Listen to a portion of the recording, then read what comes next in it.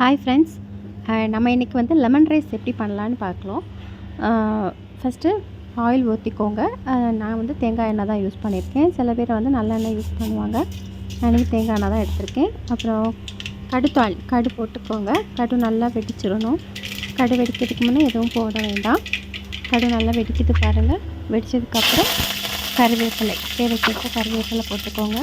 கருவேப்பிலை கொஞ்சம் அதிகமாக போட்டாலும் நல்லா தான் இருக்கும், வாசனையாக இருக்கும். அப்புறம் கொஞ்சம் பூண்டு, ஒரு 10 பல் பூண்டுக்கு போட்டுக்கோங்க. அப்புறம் பச்சை மிளகு அரைச்சும் போட்டுக்கலாம், எப்படியும் போட்டுக்கலாம்.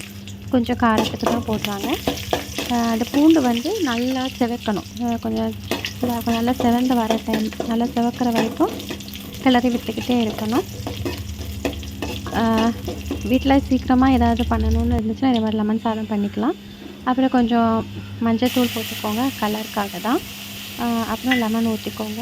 லெமன் வந்து நான் வந்து 3 பேருக்காக எடுத்துருக்கிறேன். அது வந்து ஒரு லெமன் தான் எடுத்திருக்கேன். கொஞ்சம் புளிப்பான லெமன் பார்த்து எடுத்துருக்கிறேன், நல்லா பழுத்த லெமன். அப்புறம் கொஞ்சம் வந்து பெருங்காயத்தூள், சில பேர் வேணுன்னா போட்டுக்கலாம், இல்லைன்னா போடாமலே இருந்துக்கலாம், பிரச்சனை இல்லை. அப்புறம் உப்பு, இதில் கொஞ்சம் உப்பு அதிகமாகவே போடுங்க. அப்போ தான் சாப்பாடு அதில் கிளறும்போது, ரைஸை கிளறும்போது அதில் கரெக்டாக இருக்கும் உப்பு. அதனால் இதில் கொஞ்சம் உப்பு அதிகமாகவே போட்டுக்கோங்க. கொஞ்சம் அப்புறம் நல்லா கிளறி விட்டதுக்கப்புறம் சாதத்தை அதில் தட்டிக்கோங்க. நான் வந்து 3 பேருக்காக தான் எடுத்திருக்கேன்.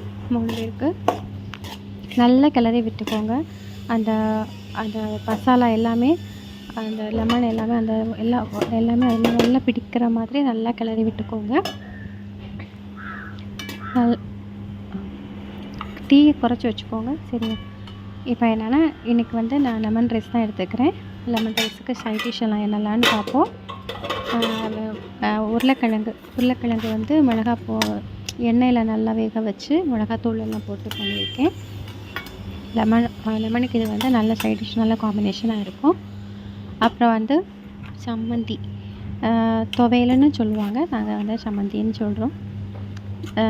சம்மந்தி. அப்புறம் வந்து நெல்லிக்காய் ஊறுகாய் வச்சுருந்தேன். நெல்லிக்காய் ஊறுகாயும் வச்சு இன்றைக்கி இது தான் சாப்பாடு. இன்றைக்கி டியூஸ்டே ஆனதுனால. இந்த வீடியோ உங்களுக்கு பிடிச்சிருந்தா லைக் பண்ணுங்கள், சப்ஸ்கிரைப் பண்ணுங்கள்.